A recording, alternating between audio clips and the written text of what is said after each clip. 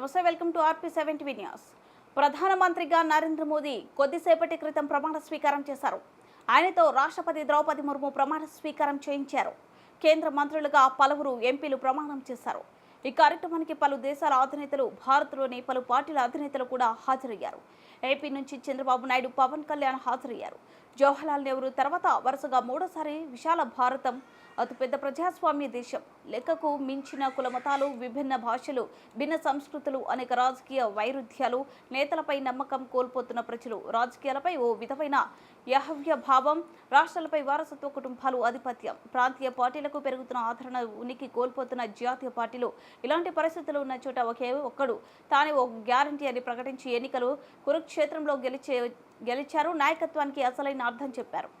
కూడా 8 సీట్లు వచ్చి అష్టదిగ్గజం లాగా పనిచేస్తున్నాయి. రానున్న రోజులలో కూడా ఈ తెలంగాణలో కూడా బీజేపీ పార్టీ ఖచ్చితంగా అధికారంలోకి వస్తుంది. అదేవిధంగా బండి సంజయ్ గారికి, కిషన్ రెడ్డి గారికి కేంద్ర మంత్రి పదవి ఇచ్చినందుకు మా భారతీయ జనతా పార్టీ తరఫున మేము హర్షం వ్యక్తం చేస్తున్నాం. పట్టణ అధ్యక్షులు మల్లేష్ గారి నాయకత్వంలో మనం ఏదైతే ఎన్డీఏ ప్రభుత్వం ఈరోజు ప్రమాణ స్వీకారం నరేంద్ర మోడీ గారు చేయబోతున్నారో ఆ సందర్భంగా మేము విజయోత్సవ సంబరాలు ఇక్కడ జరుపుకోవడానికి ఇచ్చేసాము. అయితే మనం అందరు చెప్తున్నట్టు ఈసారి కూడా ముచ్చటగా మూడవసారి నరేంద్ర మోడీ గారు విజయవంతంగా గెలిచి ఈ 5 సంవత్సరాలు కూడా మన భారతదేశంలో మంచి అభివృద్ధి పథకంలో నడిపిస్తారనే నమ్మకం మాకు ఖచ్చితంగా ఉన్నది.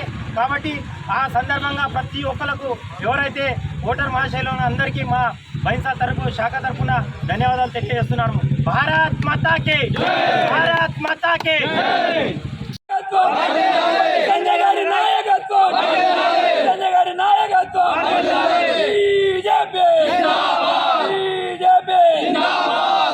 బండి సంజయ్ గారి